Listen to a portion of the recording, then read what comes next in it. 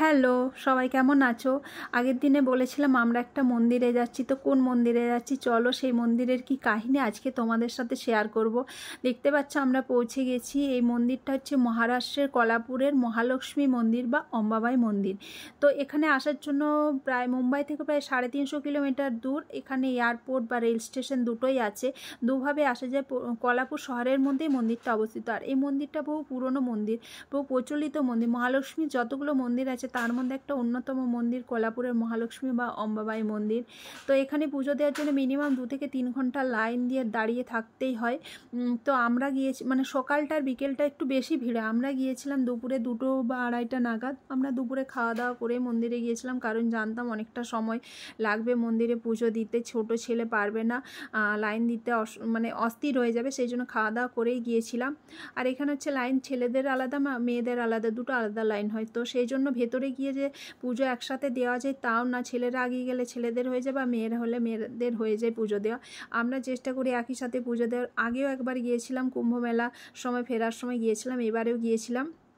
তো এই দেখো আমাদের পুজো দেওয়া হয়ে গেছে প্রায় 1 ঘন্টা লাইন দেওয়ার পর। তারপর আমরা বাইরে বেরিয়েছি। মন্দিরে গর্ভ গিয়ে ভিডিও বা ফটো তোলা নিষেধ, কিন্তু মন্দিরের ভেতরে চত্বরে ভিডিও ফটো তোলা যায়।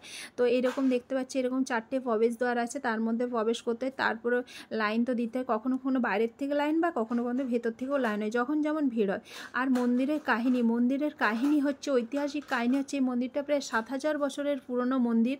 এই মন্দিরটা ভগবান বিষ্ণু বা বালাজি ভগবান, যেটা তিরুপতির বালাজি ভগবান, ওনার স্ত্রী মহালক্ষ্মী, তো ওনার সাথে রেগে গিয়ে মহালক্ষ্মী এখানে চলে আসেন। তারপর থেকে তিনি এখানেই অবস্থান করেন, এখানেই বিরাজমান।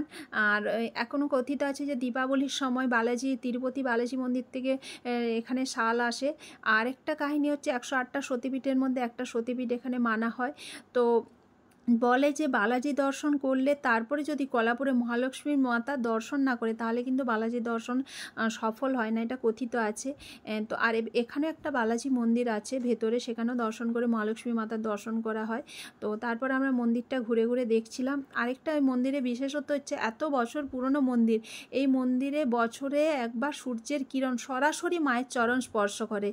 সূর্যদেবও মায়ের চরণ স্পর্শ করতে আসেন। সেইভাবে একটা মন্দিরের ওপর একটা জানালা মানে বানানো আছে, যেটা বছরের একদিনে সেই সূর্যের কিরণে এসে উপস্থিত হয় মায়ের পায়ের চরণে বা মায়ের মূর্তির ওপরে। তো সেই সময় একটা কিরণ উৎসব বলে উৎসব হয়। এছাড়া দীপাবলিতে উৎসব হয়, ধনতেরাসেও হয়। তারপর আমাদের পুজো দেওয়া হয়ে গেছে, বেরিয়ে পড়েছি আমরা বাইরে। ছেলে বাবার কাঁধে চেপে চলছে, কারণ নিচে মাটিতে পা দিতে পারছে না, পা পুড়ে যাচ্ছে। আর এই বয়সে বাবার কাঁধে চেপে ঘুরে বেড়ানোর মজাই আলাদা। চলো আজকের ভিডিও কেমন লাগলো অবশ্যই জানিও।